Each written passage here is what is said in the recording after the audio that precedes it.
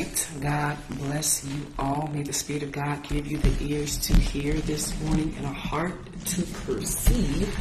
This is Sister Liberty, and I'm back with another teaching for you. I have been meditating on backsliding. Just being reminded of where God brought me from. And it is good to remind yourself of the journey.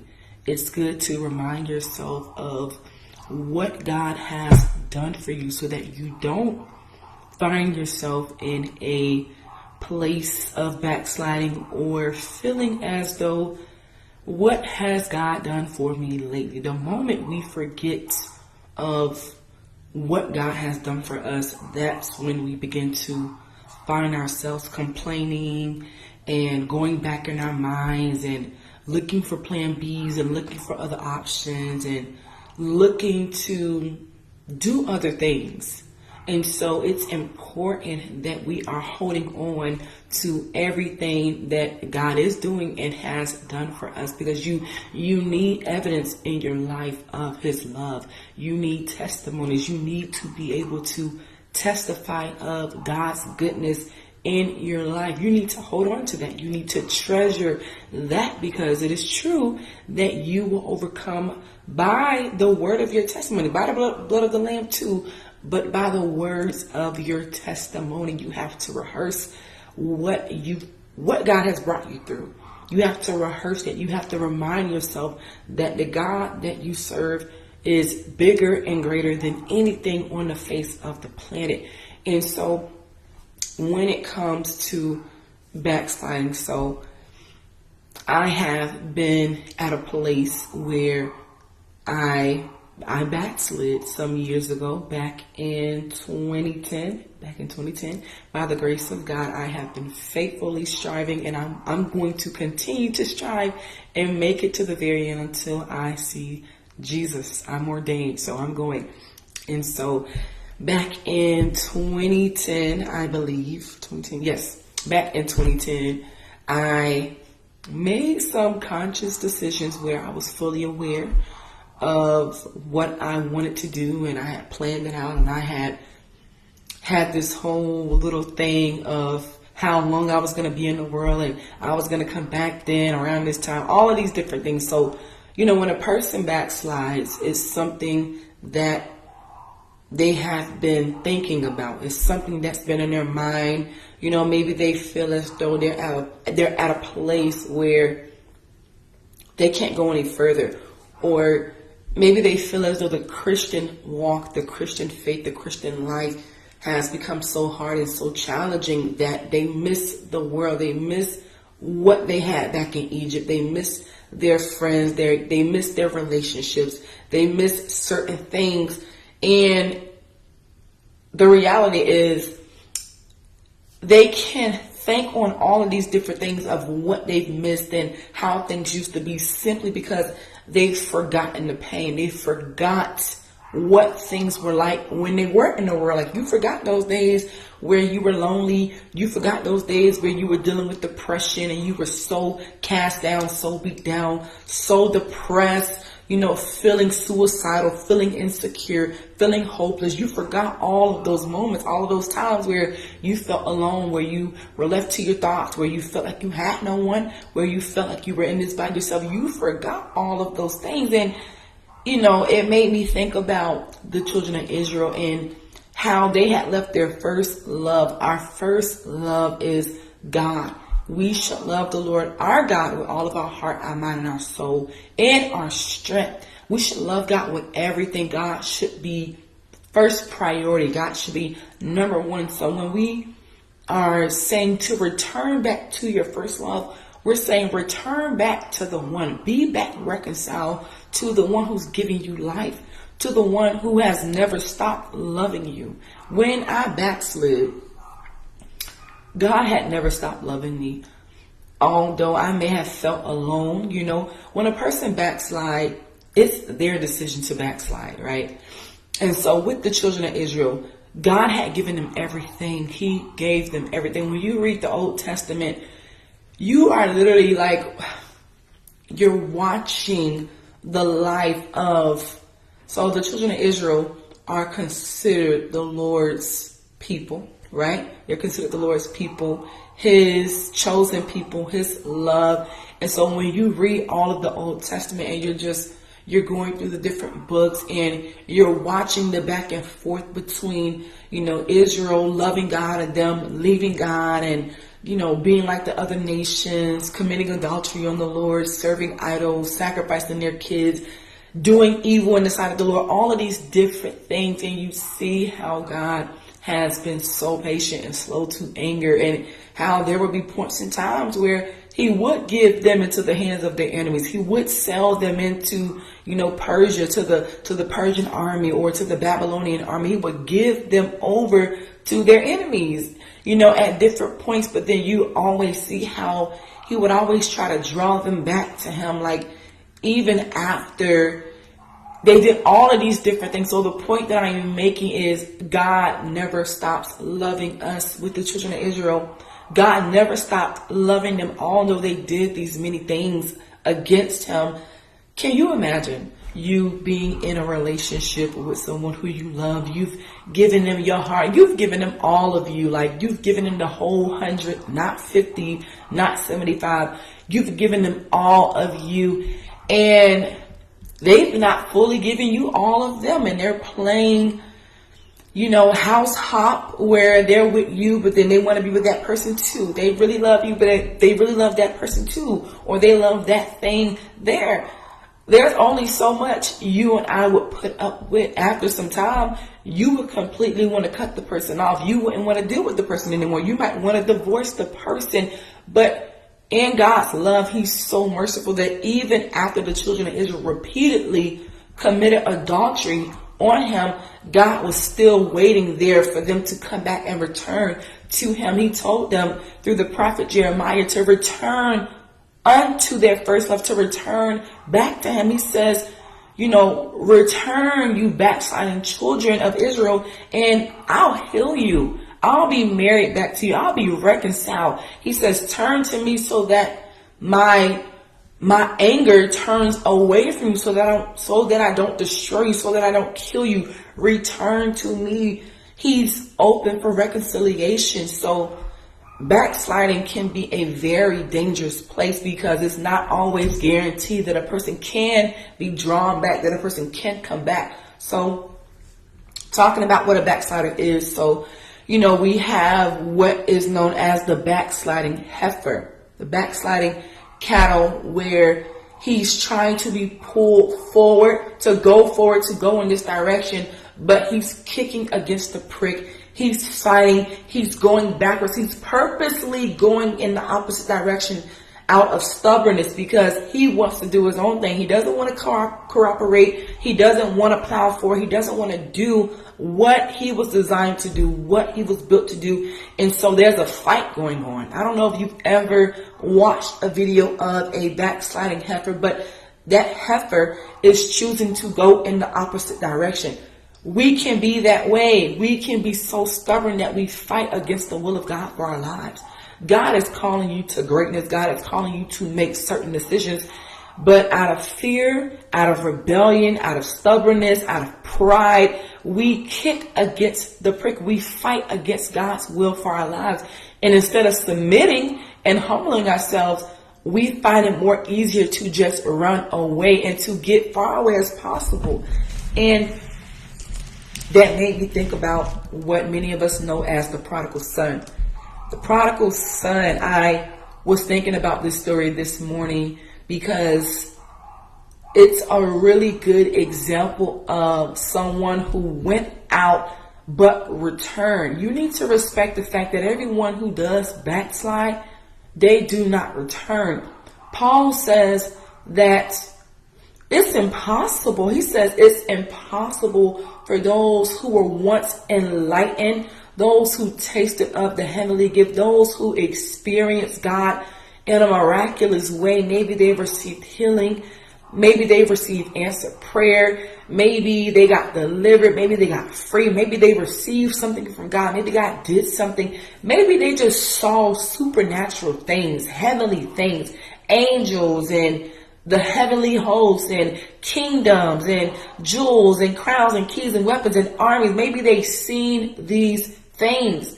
And being that you were open to a measure of God's heart, you've experienced so much. And so to go back and to return again, Paul says, I believe in, is it Paul? It might not be Paul. I think it's Hebrews 6. I don't know why I always, whenever I am talking about Hebrews, I always think Paul is speaking, but we don't necessarily really know who the writer of Hebrews is. And I'm going to go back to Luke 15, and we are going to talk about the prodigal son.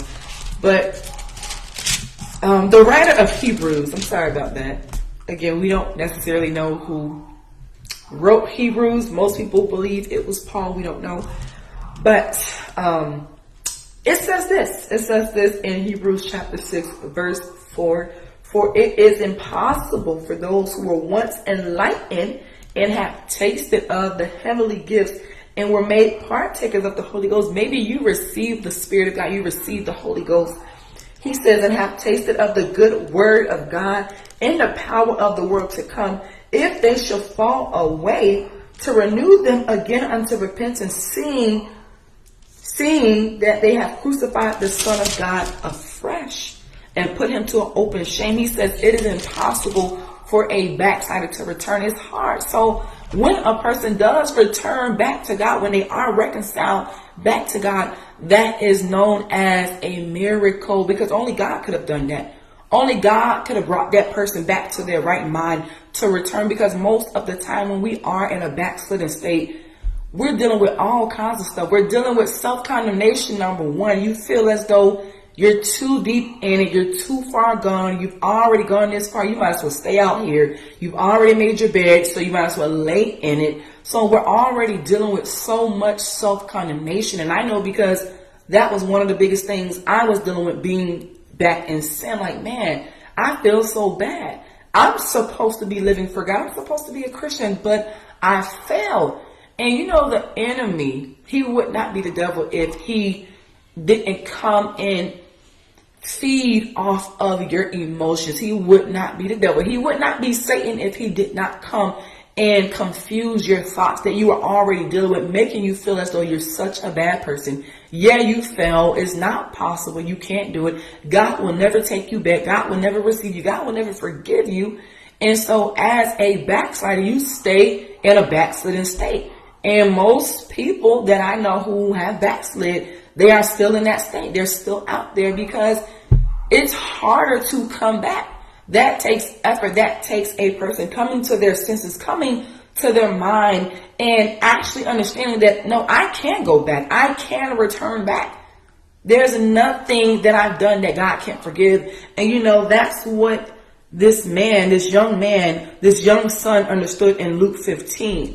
He came to his senses. He came to his mind. He could not worry about the thoughts of anyone else and how they were going to view him and what they were going to say. He had to get back to his father's house, because he understood that in his father's house there was love, there was shelter, there was security, there was a covering. When we are in the presence of God, when we are in the will of God, there's so much that God gives us. And so when we're outside of that, you feel the effects of being out of God's will. You feel the effects of being in a backslidden state.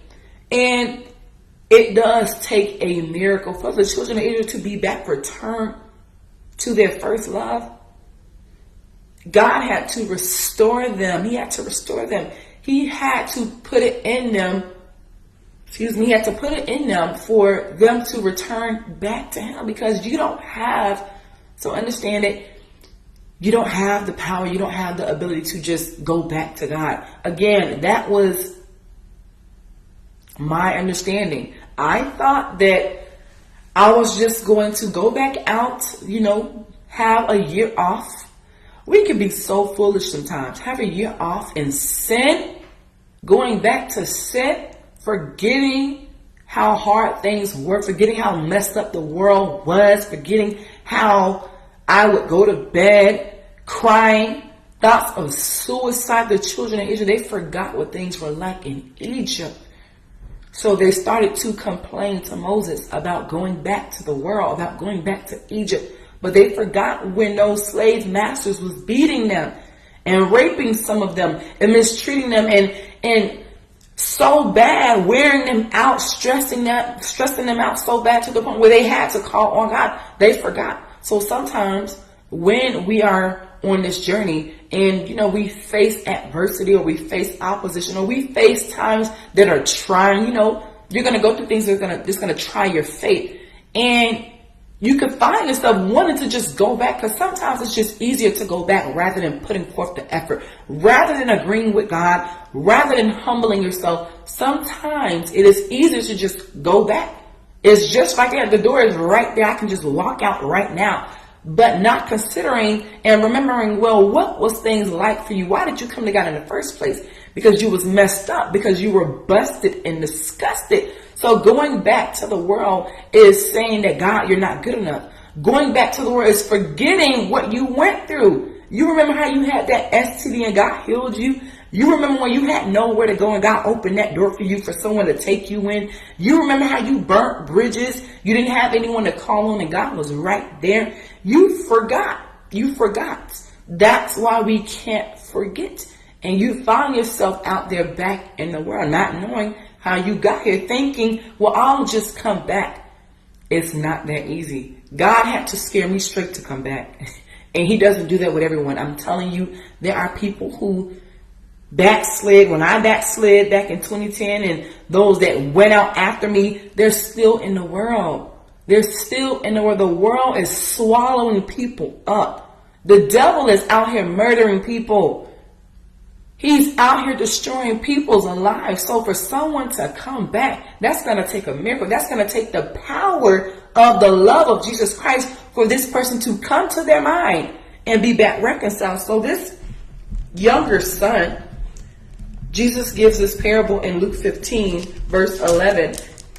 It says, a certain man had two sons. The younger of them said to his father, Father, give me my portion and my goods that falls unto me. So this younger son was aware that he had an inheritance. He was aware that there's something that has been promised to him that he's going to get when his father leaves. But he wanted it now. He wanted it right now. Sometimes, we want to live now and then serve God later. Like, no, Lord, I want the world now. I want to live now in the world. I want to get it all out. I want to do every sin under the sun. I want to do everything in the book before I commit to you, before I surrender to you.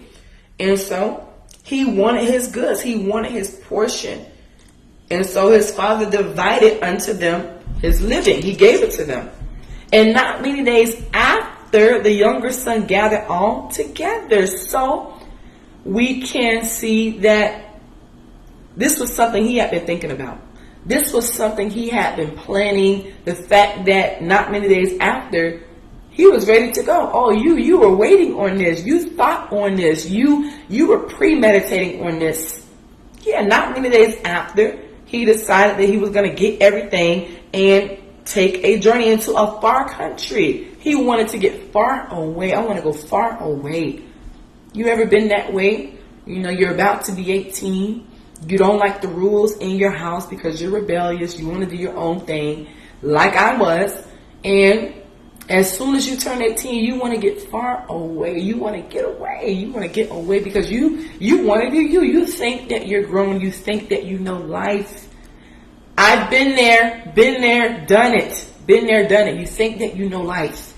And so your parents let you go because at this point, you are a legal adult. So they let you go because you want to go, because you think you know life. You think you know the world. So he goes. No one stops him. His father doesn't say, are you sure about this? Are you sure you want to do this? Hey, that's not wise.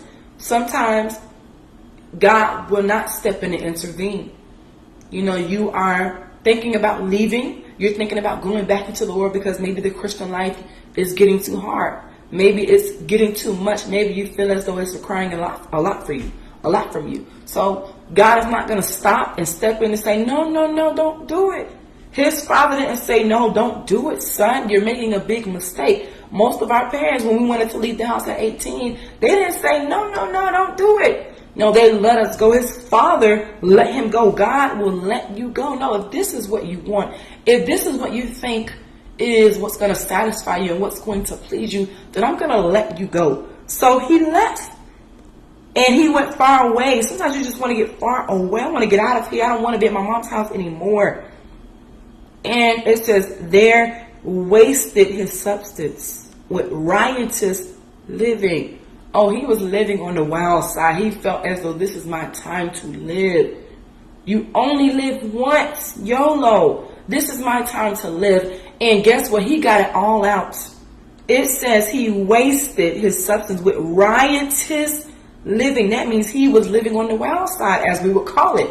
He got it all out of his system until he had nothing left. It says, and when he had spent all, I want to make sure that while I'm out in the world, I get all the sinning done that I can do possible. When he had spent all, meaning when he had nothing left, he done everything he could. It says, there arose a mighty famine in the land. It just so happens that when you finish all of your spending, that there's a famine in the land. A famine, a drought. And he began to be in want. Now you are in need. Now you're lacking. Let me tell you something. It doesn't matter what you think and what you believe. If you walk away from the Lord, things will never get better. Don't convince yourself. Don't lie to yourself thinking, well, maybe things will be better back in the world. Maybe it'll be easier if I just go back, because things were harder in the world too. Things were bad in the world too. Things are bad as a Christian. Things were bad in the world. I'll just go back. It'll be worse for you. The demons will mock you. People will mock you if you go back. They'll look at you as a joke. So don't think that going back is going to make things better or easier for you. You have to know that as a son of God, as a Christian, you're going to go through things, but God is going to be right there with you. And do you know the more that you plow through, the more that you press through, it does get easier, it does get better. You have power with God, from God, power on the inside, authority in your mouth, dominion in your mouth, dominion in your hands, in your body. You are a weapon. You are an emergency. You are an urgency. You are something special, one to be reckoned with, one that the devil fears. The devil is afraid of your stamina. He's afraid of your pressing. He's afraid of your striving. He's afraid of you getting over you. He wants you to feel as though this walk is not possible. See, I failed again. The word of God says that a just man falls 7 times and gets back up. So don't allow the fact that you've fallen to cause you to slip away, to cause you to get off the course. If you've fallen, if you've made mistakes, if you've done bad things, you get back up and you plow through, you keep going. You don't let this take you out and leave God. Well, I guess I'll just go back. I slipped up. I fell into fornication. I lied. I stole. I got in trouble. And I'm telling you, the devil will capitalize on your weakness. He will magnify. He will make it bigger than what it really is. And it will cause you to fall into a state of condemnation. I'm telling you, please hear what I'm saying. There is now, therefore, no condemnation to those that are in Christ Jesus, who walks not after the flesh, but after the Spirit. You don't have to feel so condemned that it takes you out of the way of God, that it causes you to leave church. It causes you to go back to the world. There's nothing for you out there. I'm letting you know now. There's nothing for me out there. That's why I don't miss it. There's nothing out there for me. There's nothing out there for you. You got to see that for what it is. You making a decision to go back because things got hard, or you fell into fornication, or you got caught up in some sticky stuff. It should not position you to want to just throw it all away. A just man, he falls, but he gets back up. He knows how to get back up. It's in him to keep going, although I messed up. So with the prodigal son, eventually he went and he decided to join himself to someone of this country.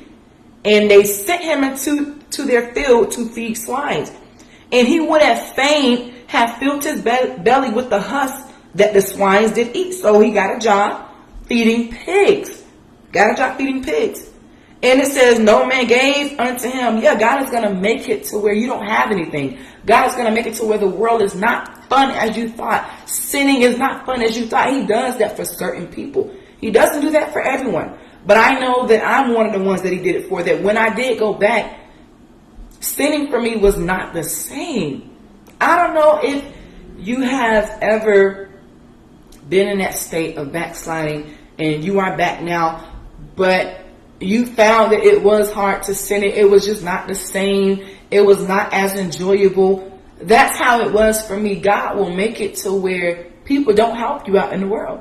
People tell you, hey, you should be in church. What are you doing out here? He will send the right kind of people to you, and he will make sure that no one helps you, because if he lets people help you, then you'll think that the decision that you made going back to the world was the right one. But God made it to where no one helped this man. He says, and nobody gave unto him. No, I'm going to make sure that you understand that the decision that you made was the wrong kind of decision. And then it says this here in verse 17.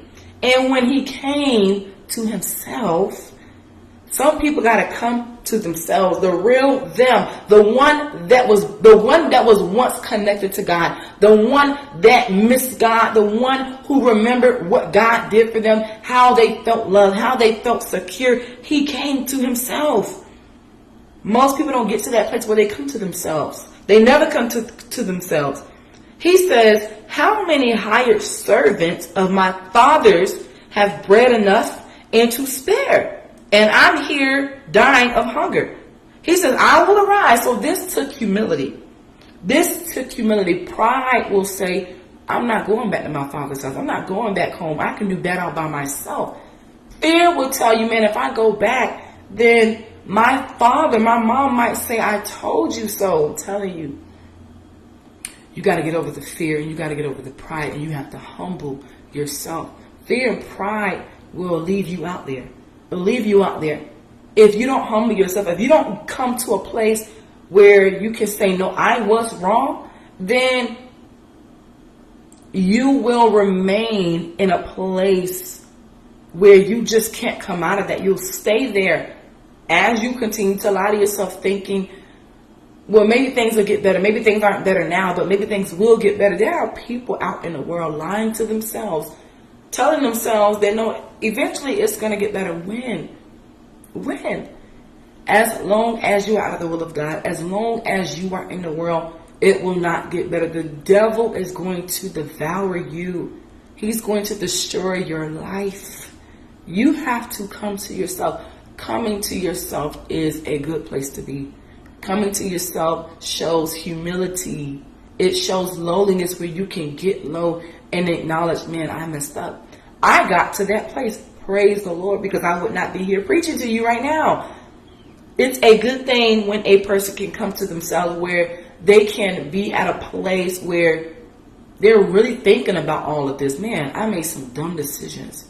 But I do remember at my father's house, the servants had food and enough to spare. He says, I will go back to my father's house. That takes humility. I will arise and go to my father and will say unto him, Father, I have sinned against heaven and before you. That's humility, where you can humble yourself and you can acknowledge that you were wrong. You messed up. You thought going back to the world was going to be a good thing. You thought sinning all over again was going to be fun, but you couldn't find no pleasure. You couldn't sin the same. Sin wasn't as enjoyable. You found yourself not enjoying it, not enjoying smoking marijuana again, not enjoying fornicating again. Why do I feel bad? Why do I feel like this is not enjoyable? Why is it that sinning isn't pleasurable? God will make it that way for you. So he said within himself, I'll just go back to my father's house and repent. I'll apologize and tell him that I was wrong. That's a good place to be. And not only that, he says that I'm no more worthy to be called your son. Make me as one of your hired servants. Like, I'm willing to get so low. I'll take the place of a servant. The fact that you are even willing to accept me back. Yeah, there are friends who I know who wanted to leave their parents' house. And their parents told them that once you leave these doors, once you leave 2608, once you leave 1749, you cannot come back here. And so when they went out and explored the world and they found out that paying bills was not fun, getting in a relationship isn't as easy as you thought. Maintaining a place to live isn't as easy as you thought. So you want to go back to your parents' house. And that door was shut and never opened again. But then there were those of us who, we went out there, we bumped our heads, young and dumb, as they say. We went out there, bumped our heads, got into some stuff, and we decided to go back to our parents' house. That takes humility, I'm telling you. Because there's that part of you that says, I'm not going to go back to my parents' house. I don't need them. Then that's going to show them that I can do it. But you couldn't. That's going to show them that I failed. That's going to show them that I'm irresponsible. But you are. Humble yourself. Yeah, those of us that could humble ourselves and went back, acknowledging that we were wrong, acknowledging that we didn't know it all. Yeah, our parents, they opened the door, praise God. So this young son is saying, I'll go back to my father's house and be a servant. I don't even care anymore about being a son. The fact that he's willing to even accept me back, I'll serve. And he arose and came to his father. But when he was yet a great way off, his father saw him and had compassion and ran and fell on his neck and kissed him. His father had been waiting for his return. God is waiting for your return. God is waiting for you to be back reconciled to him. He's waiting for you to run back into his arms.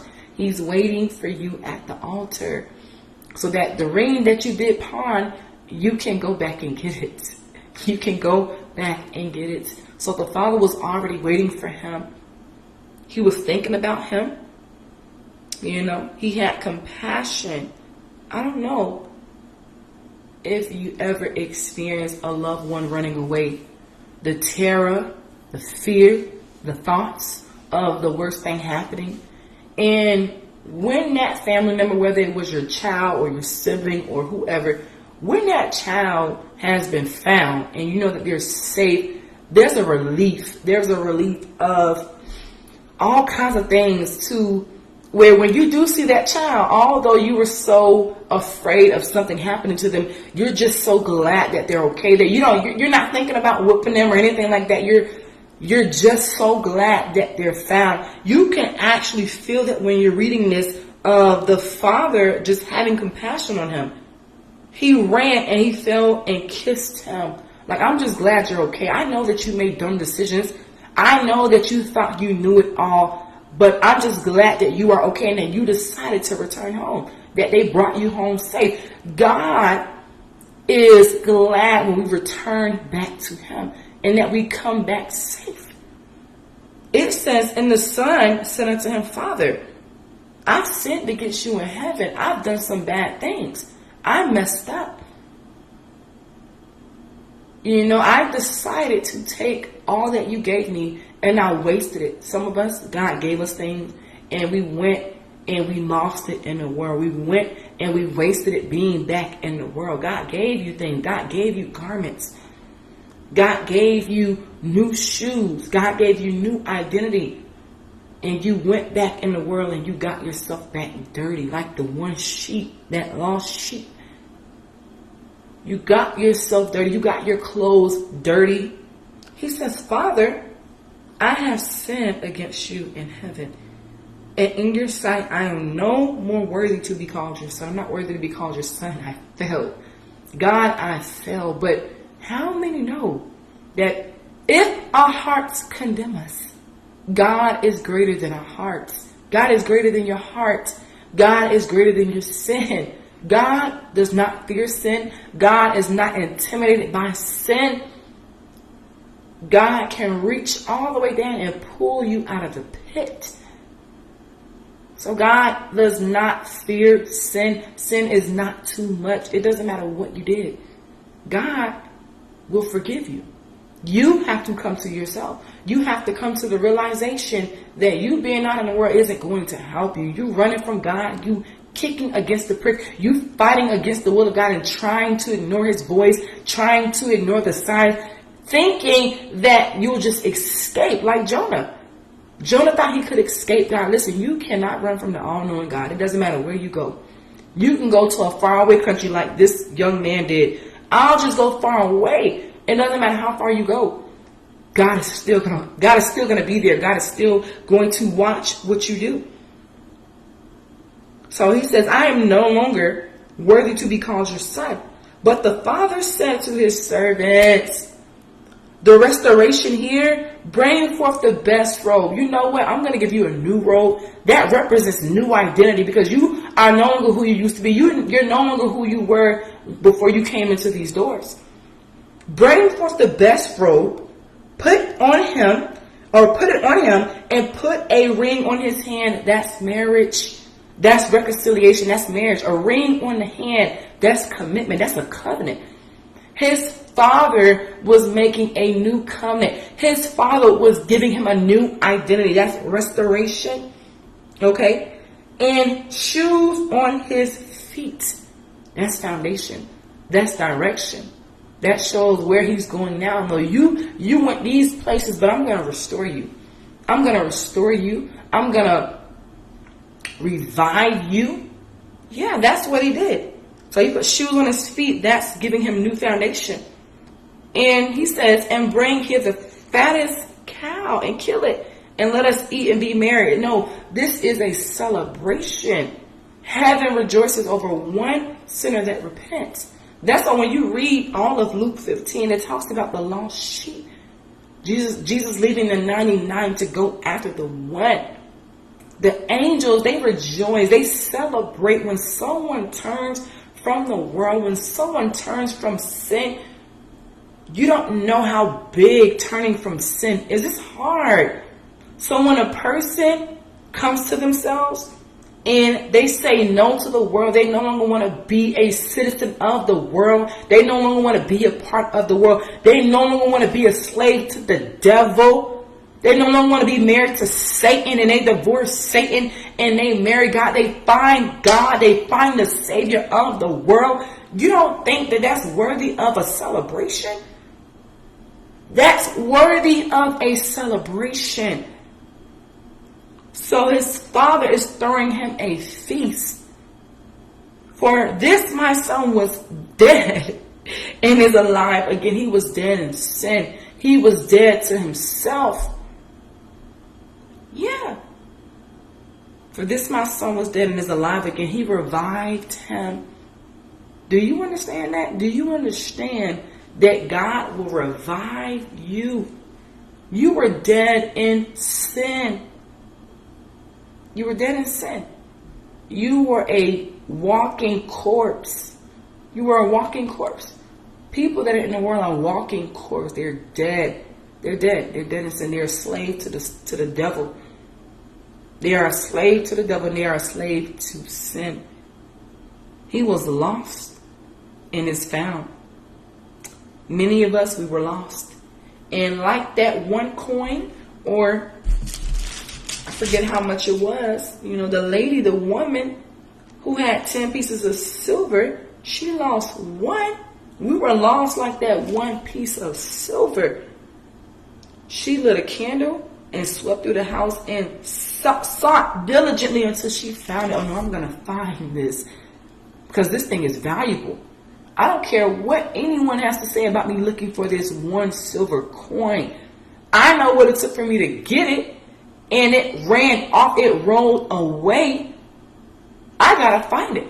So if I got to flip some chairs around, if I got to sweep the whole house, then so be it. It says she diligently, this is also in Luke 15, she diligently sought for it until she found it. It's findable. The Lord knows how to search. He knows how to search for those that are searching for him. He knows how to search for the lost. Those that are lost out there. He says, this my son was lost and now found. I was once lost and Jesus found me. I am grateful for that. A lot of people cannot say that they have been found of God. No, he found me. He took me out of sin. He saved me from me. People out here are self-destructing. They're destroying their own lives because of their bad decisions, because of them believing that their way is right. There is a way that seems right unto a man, but the end thereof is death. There's a way that makes sense to you, that you believe is the right way, that you believe is the way to success, but you're only going to find yourself at a dead end. But when Jesus finds that lost sheep, heaven rejoices. This is something to rejoice about. When God saves you, it's the best feeling in the world, knowing that you belong, knowing that you are valuable, knowing that you have purpose, knowing that you can be used, knowing that someone wants you and that they love you. His love is like no other. That's why he can tell the children of Israel, return unto me so that I can love you.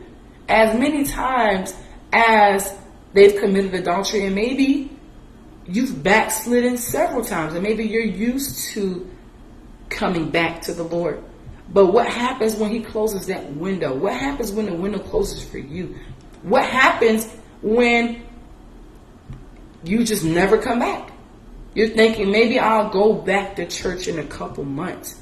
Maybe I'll go back next week, and a week has gone by, and a month has gone by, and you said last year, now a whole year has gone by. Remember, you said, what if that door is closed for you, but what if it's not? How long are you going to stand between two opinions? How long are you going to wait around? How long are you going to play house, where you're house hopping? You want to be with God, but you want to be with the devil too. You want the world, but you want the things of God too. Yeah. There's enough sin in you to be in the world but still go to church, and enough love of the Father in you to still go to church but to be in the world. If God is God, serve him. But if Baal be God, serve him. Choose what you want. Pick what you want. You cannot have both. You cannot have God in the world. You cannot have God and mammon. You have to choose. You have to choose. Either you are hot or you're cold. Either it's God that you want or the world that you want. Trust and believe. As a Christian, are we going to have tribulation? Yes. Jesus says, in the world you shall have tribulation. But he says, be of good cheer. You gotta know how to live in the joy. You have to learn how to live in the joy. You gotta leap sometime. You have to praise sometime. You have to worship sometime. Worship through the attacks. Worship through the pressure. Worship through the adversity. Praise through the opposition, because God is worthy of it anyways. God is the one that fights for you. You don't fight for you. Yeah, there's a war going on. There's a war for your soul. There's a war for your soul. The world is after you. The devil is after you. Jesus is trying to win your whole heart. He wants to save you. You are sinking, people. This is the Titanic. It's sinking. Jesus is the one that's trying to send that lifesaver. He's trying to come in the lifeboat, but you don't think that you're drowning. You think that you're perfectly okay. Oh, no, I'm all right. Although the waters are freezing and they're piercing your skin. Yeah. Jesus says it'll be as the days of Noah. Yeah, there's a flood coming. There's a flood coming. And if you think that you are okay the way that you are, if you think that you'll make it in the end, meaning I'll just surrender in my final days. I'll commit to God in my final days. That's most people's belief, that, they'll just commit, they'll just surrender, they'll just give their life to God on their deathbed. And many, many people don't make it that far. You don't know when you're going to take your last breath. You don't know. So you can't afford to play Russian roulette with your life. You can't afford to spend your whole life searching for what's right there in front of you. Meaning you think that the fulfillment of that void that you feel on the inside is through relationships. So you have people who spend their whole life trying to find Mr. Right, trying to find the perfect woman, trying to find the perfect man. And you know, by the time they look up, they're 50, they're 60, 40 nowadays, and they find themselves at a midlife crisis. What did I do with my life? You're going to blink and you're going to be 40. You're going to blink and you're going to be 50. You're going to blink and you're going to be 70 if you live that long. You're going to blink. What did you do with your life? Was your life a waste? Was your life irrelevant?